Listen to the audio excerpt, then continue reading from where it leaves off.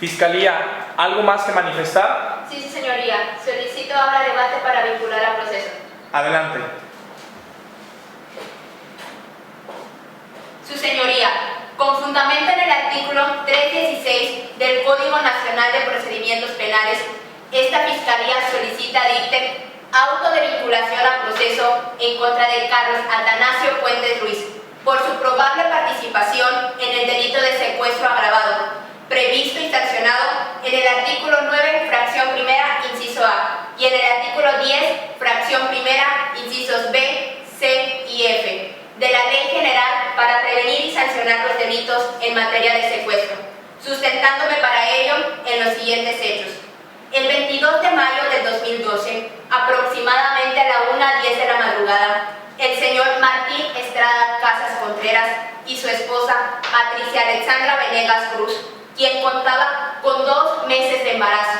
regresaban de la casa de Angélica Venegas, ubicada en la calle 9, número 3915, a bordo de un vehículo Mazda Azaí color guinda, con destino a su casa, cuando en la calle 9, número 4417, se les atravesó una camioneta gris, impidiéndoles el paso, bajándose 2 hombres que los encañonaron, obligándolos a salir de su vehículo. Uno de ellos amenazó a Martín Casas con un arma y el otro obligaba a Patricia Venegas a subir a la camioneta.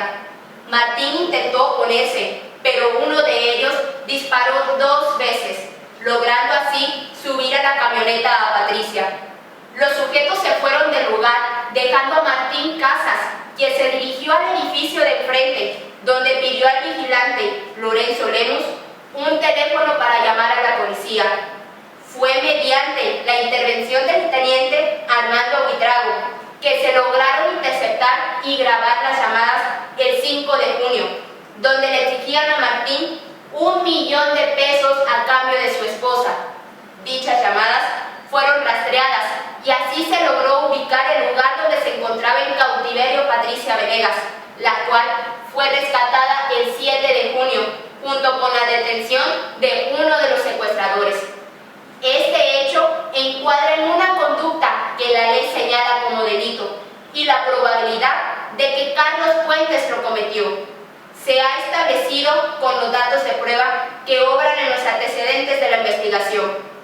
En primero, tenemos el informe de Armando Buitrago, quien es teniente de la Policía Federal, en el que se desprende que el 22 de mayo recibió una llamada del señor Martín Casas, diciéndole que uno de los sujetos armados se habían llevado a su esposa a bordo de una camioneta gris,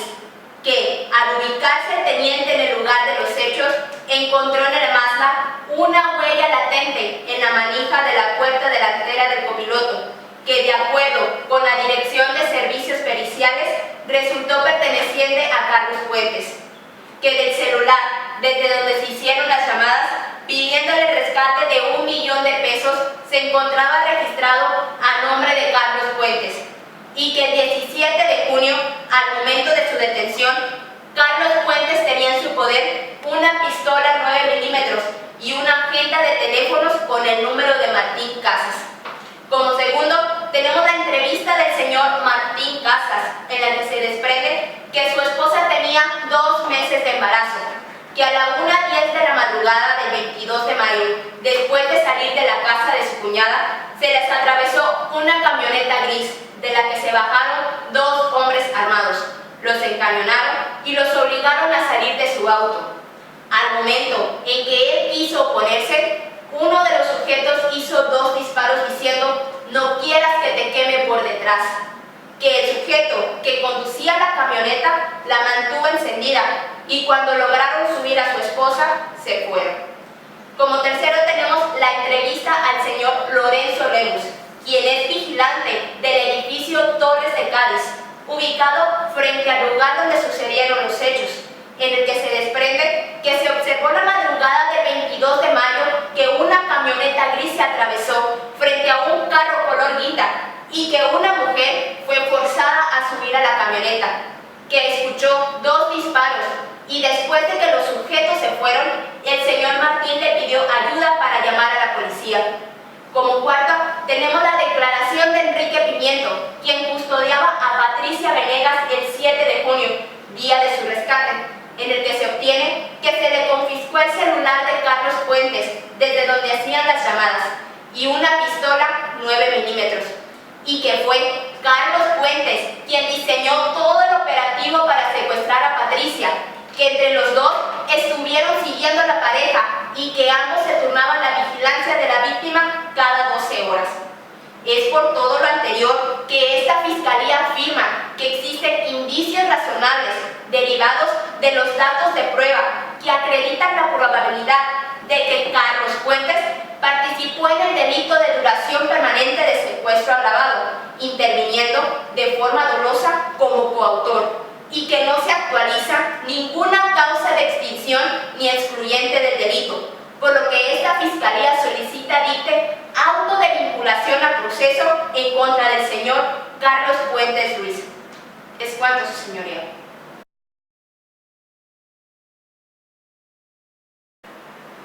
Por parte de la defensa, ¿algo que manifestar? Sí, su señoría. Su señoría,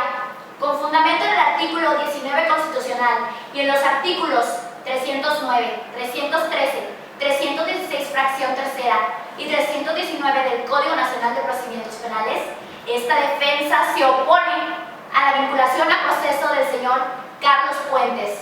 ya que uno de los requisitos para que se dicte auto de vinculación a proceso es que de los antecedentes de la investigación se desprendan datos de prueba que establezcan que existe la probabilidad de que el imputado participó en la comisión del delito. Y en el presente caso, su señoría, no existen datos de prueba suficientes para acreditar que el señor Carlos haya participado en el secuestro de la señora Patricia Venegas. Lo anterior tiene sustento en los siguientes datos de prueba derivados de los antecedentes de la carpeta de investigación. En su entrevista, el celador del edificio de enfrente, Lorenzo Lemus, y la investigación realizada por María Jaramillo nos indican que la luminosidad del lugar en donde sucedieron los hechos era perfecta. En sus declaraciones, Patricia Venegas y Martín Casas nos dicen que el día de los hechos pudieron observar a los secuestradores. Sin embargo, cuando los llevaron al Ministerio Público para reconocer a los responsables, no pudieron identificar al señor Carlos Fuentes entre las 5 personas que les fueron presentadas. Martín Casas sí puede reconocer el rostro de los secuestradores, porque reconoció al que tenía la pistola aquella noche, señalando de entre los 5 a uno que no es el señor Carlos Fuentes.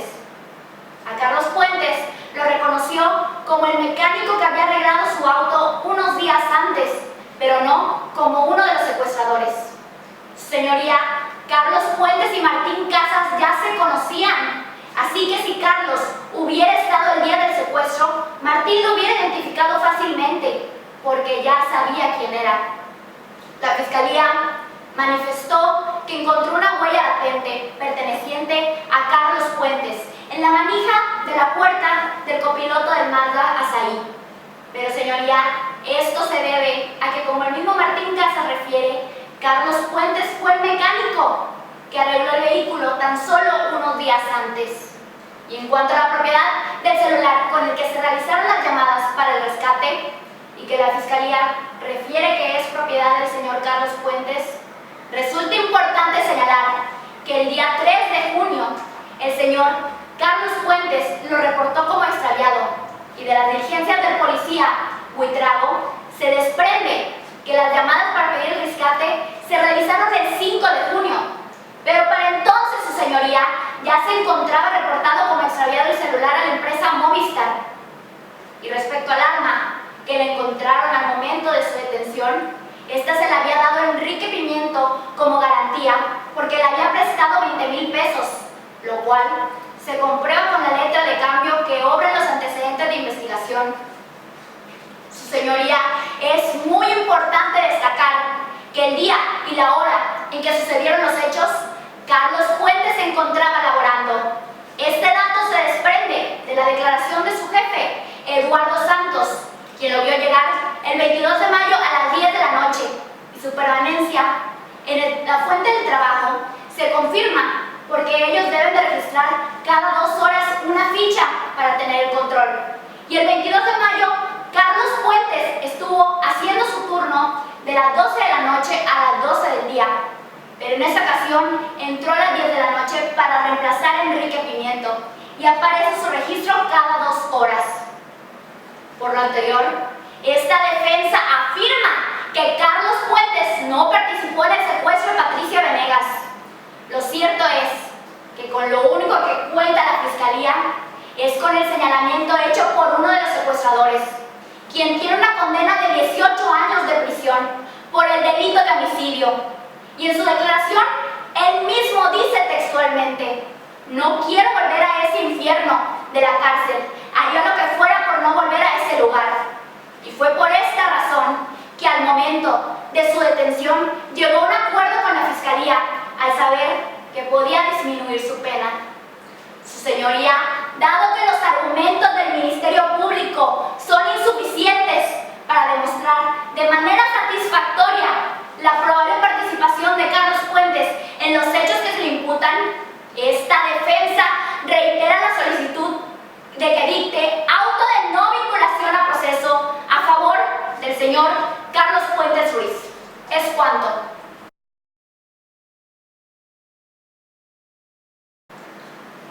Fiscalía, ¿algo que manifestar? Sí, su señoría.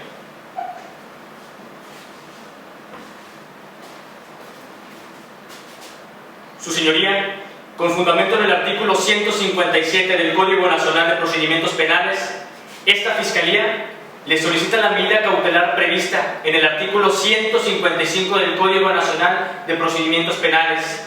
consistente en la prisión preventiva, para asegurar la presencia de Carlos Atanasio Puentes en el proceso, por resultar esta idónea, necesaria y proporcional, con base en los siguientes datos de prueba. Primero, porque el señor Carlos Puentes no tiene arraigo en esta ciudad. Es un hombre soltero que no tiene familia en Querétaro y no cuenta con dependientes económicos. Además de que en su trabajo tiene escasos meses y cuenta con la facilidad para abandonar el lugar del proceso porque tiene donde ocultarse, pues su hermana vive en otra ciudad. Su señoría, también debe tomarse en cuenta que la pena por el delito que se le imputa puede ser de hasta 90 años de prisión, debiendo considerar la circunstancia de que al momento de su detención, el señor Carlos Puentes se disponía a abordar un autobús en la terminal de Querétaro para escapar. En segundo lugar, su señoría, porque existe la probabilidad de que Carlos Puentes busque influir en el comportamiento de las víctimas para que se abstengan a declarar o informen falsamente, tomando en consideración la manera en la que secuestraron a Patricia, con lujo de violencia, amenazando a su esposo cuando puso resistencia, realizando 2 disparos, y cuando lo llamaron para exigirle $1.000.000 de pesos, lo amenazaron con matar a su esposa y a su hijo. Además, su señoría, hay peligro para los testigos más importantes de este caso, que son la víctima Patricia Venegas y su esposo Martín Casas, porque hay probabilidad de una conducta que afecte su integridad personal o ponga en peligro su vida por las siguientes circunstancias. Primero, que Carlos Puentes conoce el lugar donde trabaja Martín Casas, conoce sus horarios de trabajo, sabe en qué vehículos se transportan, conoce su domicilio al haber estado siguiendo a la pareja días antes de cometer el secuestro. Y por si fuera poco, su señoría, a Carlos Puentes se le encontró al momento de su detención una agenda con el teléfono de Martín Casas y una pistola 9 milímetros, con lo que queda claro que se trata de un hombre peligroso, que sin duda podría tratar de amenazar a los testigos. Su señoría, ninguna medida cautelar de garantía económica le asiste, debido a que el trabajo con el que cuenta Carlos Puentes no le da capacidad económica para que le asista alguna de ellas. Su señoría, de las medidas cautelares que restringen de la libertad, cabe la posibilidad de que el señor Carlos Puentes consiga fugarse y busque a los testigos más cruciales del caso que hoy se lleva, y busque la manera de darles un escarmiento, además de que él ya había intentado fugarse de la ciudad de Querétaro el 17 de junio. Por lo tanto, de las medidas cautelares privativas de la libertad, la más idónea es la prisión preventiva, porque garantiza que el señor Carlos Fuentes estará presente durante el proceso del juicio, además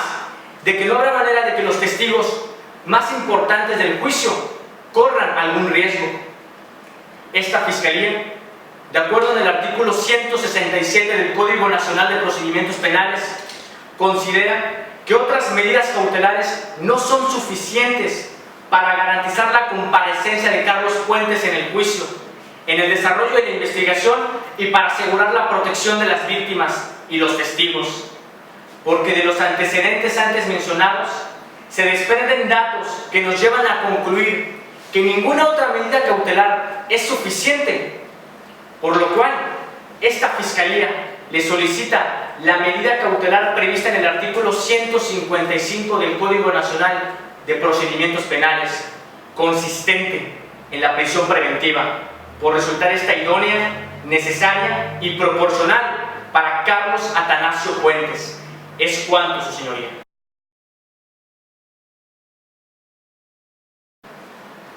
Defensa, ¿algo que manifestar? Sí, su señoría. Su señoría, esta defensa se opone a la medida cautelar solicitada por la Fiscalía, con fundamento en el artículo 19 de la Constitución Política de los Estados Unidos Mexicanos, así como los artículos 153 y 156 del Código Nacional de Procedimientos Penales, toda vez que es excesiva y desproporcional para asegurar la presencia del señor Carlos Fuentes en el proceso. De lo que argumenta el Ministerio Público respecto a que Carlos Fuentes no tiene arraigo en la ciudad, es importante destacar que él trabaja como mecánico de esta localidad, en el taller Automotriz Limitada, y esta es su única fuente de ingresos, por lo que no sería razonable que lo abandonara. Además, este empleo, si bien es estable, no le proporciona los ingresos suficientes para que pueda huir y vivir en otra parte del país. La Fiscalía ha sostenido que Carlos Fuentes fue detenido intentando escapar. Sin embargo, de los antecedentes de investigación se obtiene que cuando se detuvo al señor Carlos Fuentes, él se dirigía a Chichimequillas, lugar que se encuentra a tan solo 47 minutos de la ciudad de Querétaro, porque iba a visitar a su hermana, Marcela Fuentes, que se encontraba enferma. Y recordemos, su señoría, que hasta ese momento no había sido requerido por ninguna autoridad. Otro punto a tomar en cuenta es que en ningún momento el señor Carlos Fuentes se ha negado a cooperar con el proceso. Siempre ha mostrado disponibilidad, ha obedecido a las autoridades y ha estado presente en todo momento durante su detención hasta el día de hoy, haciendo carente de sustento lo que la Fiscalía argumenta respecto a que el señor Carlos Fuentes pueda obstaculizar el proceso de la investigación, pues no habrá ningún dato de prueba, indicio o evidencia que lo avale, siendo las afirmaciones del Ministerio Público meras conjeturas de carácter subjetivo que no deben ser tomadas en cuenta. Ahora bien, Patricia Venegas y su esposo Martín Casas en ningún momento se han sentido intimidados por Carlos. Al contrario, ella nos menciona en su declaración que está casi segura de que él no participó en el secuestro. Y el señor Martín Casas, al momento de la identificación de los 5 sospechosos, solo logró identificarlo como el mecánico que realizó el cambio de aceite a su vehículo días antes de lo sucedido. Además, respecto al arma que Carlos llevaba consigo el día que lo detuvieron, cabe mencionar que esta era de Enrique Pimiento y había sido dada en prenda por un préstamo de 20,000 pesos, lo cual se acredita con una letra de cambio que se haya anexada a la carpeta de investigación, debilitando de esta forma lo que la Fiscalía expone acerca de la peligrosidad de Carlos Fuentes. La Fiscalía nos habla del peligro de sustracción, obstaculización y el riesgo que la víctima o ofendidos pudieran correr, pero todos estos son claros argumentos carentes de sustento, pues no obra en la carpeta de investigación el informe de riesgo de la unidad de medidas cautelares, necesario para acreditar de manera objetiva estos elementos. Su señoría, la prisión preventiva tiene carácter excepcional y solo debe solicitarse cuando otras medidas cautelares no son suficientes para garantizar la comparecencia del imputado el desarrollo de la investigación y la protección de la víctima y los testigos, porque no olvidemos que toda persona debe ser tratada como inocente mientras no se pruebe su culpabilidad. De lo contrario, se estarían vulnerando los artículos 19 y 20 constitucionales, así como los artículos 7 y 8 de la Convención Americana sobre Derechos Humanos. Ahora bien, Carlos Atanasio Puentes Ruiz cuenta con buenos antecedentes. Es voluntario desde hace 5 años en programas de rehabilitación y de reinserción de jóvenes de la sociedad Niños de la Calle. Y además, su jefe, Eduardo Santos, refiere que se trata de un hombre trabajador, honrado y puntual, por lo que él estaría en la completa disposición de cumplir con una medida diversa a la prisión preventiva. Por todo lo anterior, esta defensa considera idónea y proporcional las medidas cautelares previstas en el artículo 155 en su fracción primera y quinta del Código Nacional de Procedimientos Penales, consistentes en la presentación periódica ante el juez y la prohibición de salir sin autorización del país, de la localidad en la cual reside o del ámbito territorial que fije el juez, por resultar estas las menos lesivas del derecho humano y a la presunción de inocencia. Es cuanto, señoría.